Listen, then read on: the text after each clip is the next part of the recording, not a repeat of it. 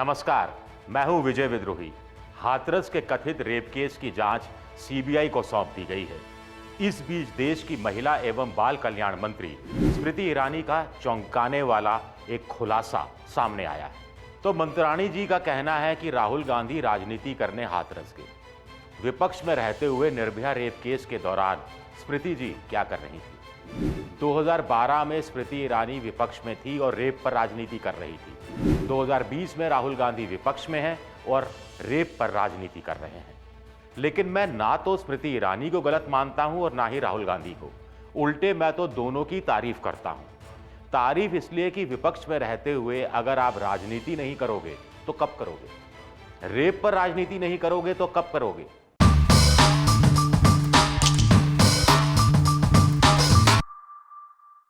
Rape पर राजनीति करने पर ही, हो हल्ला मचाने पर ही, सड़क पर उतरने पर ही, मोमबत्तियां जलाने पर ही सरकारें जागती हैं, कोई एक्शन लेती है, कोई रिलीफ देती हैं, पुलिस प्रशासन में कुछ को सस्पेंड करती है। राजनेता राज्य सरकारों को नकारा निकम्मा बताकर राजनीति करते हैं। स्वयंसेवी संगठन मोमबत्तियां जलाकर राजनीति करते हैं। मीडिया लाइव खेलकर राजनीति करता है। आम आदमी ये सब देखकर, सुनकर और पढ़कर राजनीति करता है। वैसे तो देश में हर साल 32-33 हजार रेप होते हैं और कुछ बदला भी नहीं है, कुछ बदलता भी नहीं है। लेकिन राजनीति करने पर कभी कभी कुछ बदल जाता है। 2012 में निर्भया रेप केस पर स्मृति ईरानी ने राजनीति की और रेप के खिलाफ कानून सख्त बना। बालिग की उम्र को लेकर संशोधन हुआ।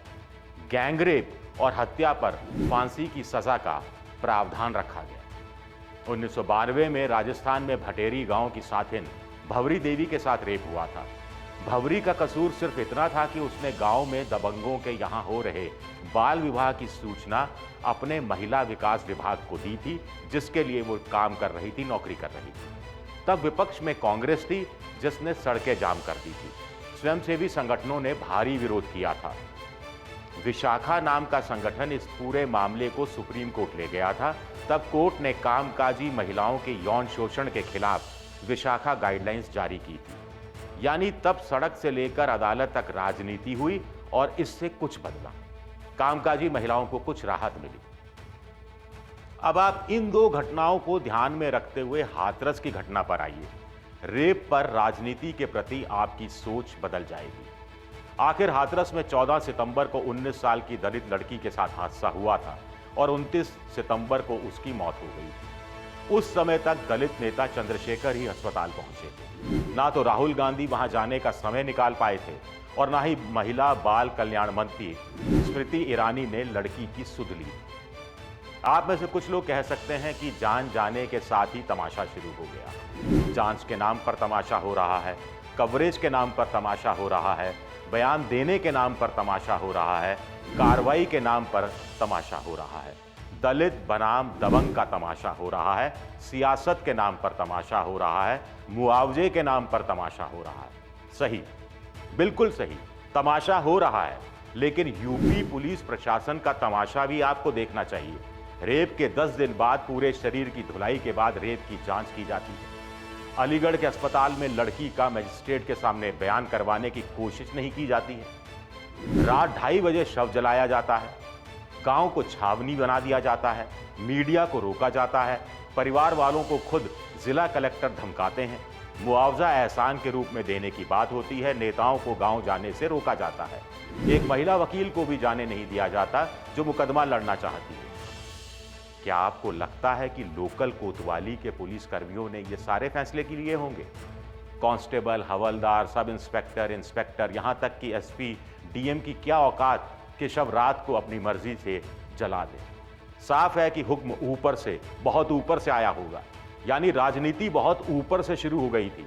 हाथरस से 450 किलोमीटर दूर लखनऊ से। अब केस दबाने की, सबूत मिटाने की, सच छुपाने की राजनीति का तोड़ क्या है? तोड़ राजनेताओं का जबरदस्ती हाथरस जाने की कोशिश है। तोड़ जंतर मंतर पर आंदोलन है। तोड़ टीवी चैनलों पर लाइव कवरेज है।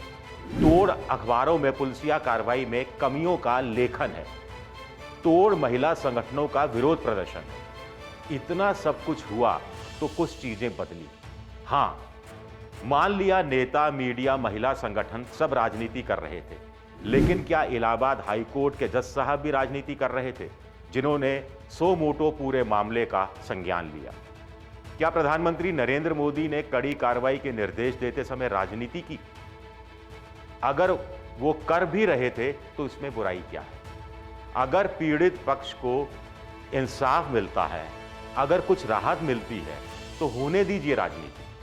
बस अंत में यही कहना है कि रेप पर राजनीति करने वाले सत्ता में आने पर इसे भूल ना जाए।